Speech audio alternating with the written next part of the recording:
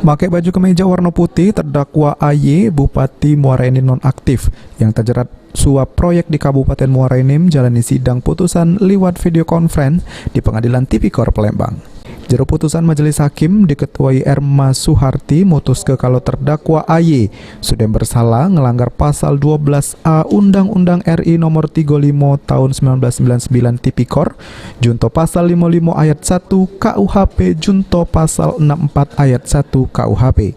Sehingga terdakwa dikena hukuman 5 tahun penjara sama denda 200 juta rupiah subsidiar 6 bulan penjara.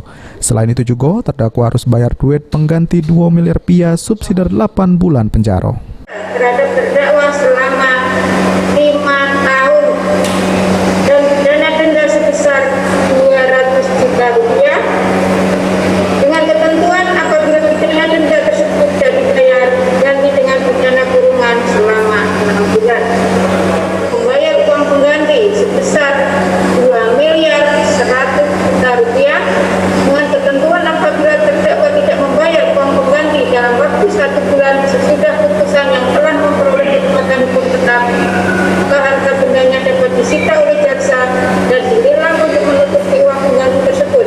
Dan apabila tidak mempunyai harta benda yang mencukupi untuk membayar uang pengganti, maka diganti dengan pidana penjara selama 8 bulan.